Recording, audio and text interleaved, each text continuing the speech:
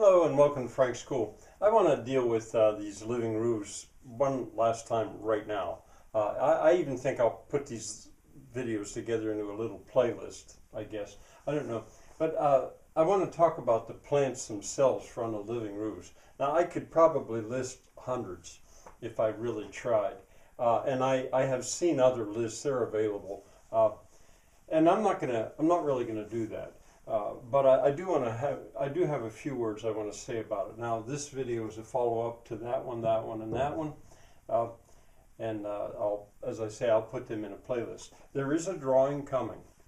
It just is taking my collaborator is in college. He's got a college load, but he's working on it. And with the architectural drawings, SketchUp drawings, this will be a good bit more clear than it is with what I'm doing. I who cannot draw. Another thing I wanted to say is, soon, this is the middle of February. Soon, I'm gonna be up there putting soil on those roofs and planting some stuff. And when I actually do it, I'll probably come back to the playlist. Back to this because I'm sure I am going to learn a lot. So what you're looking at is largely, you might call it a prospectus. I'm sharing my thoughts about what I think I'll run into. I'm going to change that camera just a little bit. I think you might be able to see.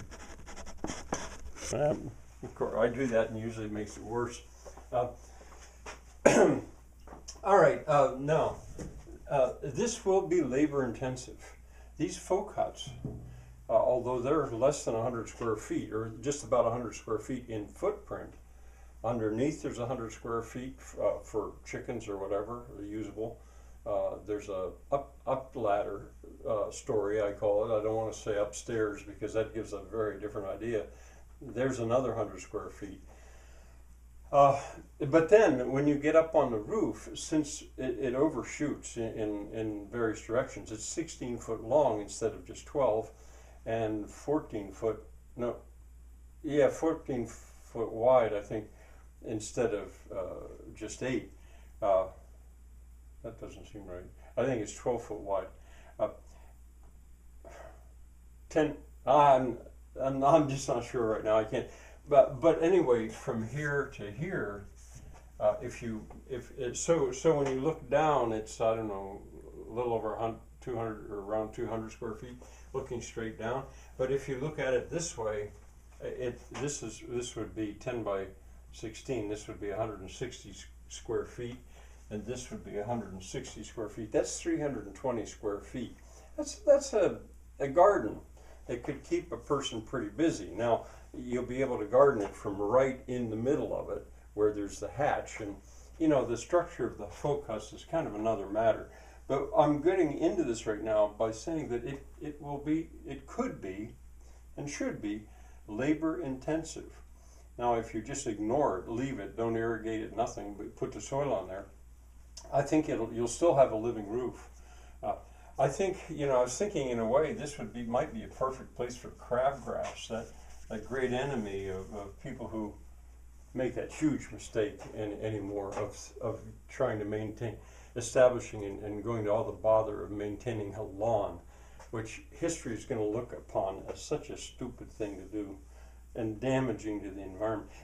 I'll say it here, but I'll probably say it elsewhere too. If people wanted to really do something about global warming and the environment, probably the quickest thing that they could do is just stop mowing. Don't mow at all. I mean, unless you're making hay or something like that. Let it go. And within a month, the ecosystem would start to heal. But anyway, this could be very labor intensive. I'd said crabgrass. Well, ragweed will certainly colonize up there, in this area anyway. If I just left that and didn't do a thing, in short order there would be ragweed growing across there. The rye that's used at construction sites, I get mixed up with ryegrass and annual rye. I'm not sure which it is. It might even be a combination of the two. I don't know. Just to get something established, that could be done. Or I could imagine somebody making it their hobby to make a really manicured, lovely 320 square foot garden up there, in which case they would spend maybe hours, I don't know, a day happily up there out of their hatch doing their gardening. In any case, it will be an emerging situation.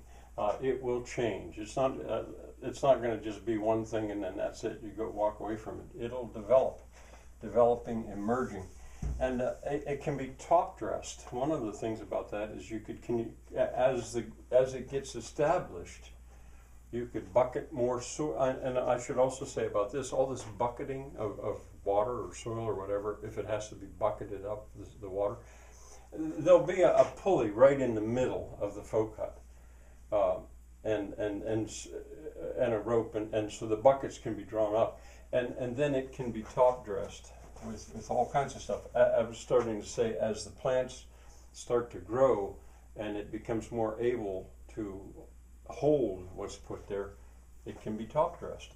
I really don't think weight is going to be a problem. If you go back and you look at the way these faux cuts are framed, really largely the purpose is to frame them so strong that they can hold deep soil up there. And if they can't, well, you go underneath and frame them some more. Certainly there should, a variety. I know why I wrote that. Every single living roof on every single faux cut can be and probably should be different depending on what the occupant does with it. And as I said earlier, even one side to the other side will be different. All right, well, one of the reasons I'm bringing this to a close is because I want to go on to another matter. So for now,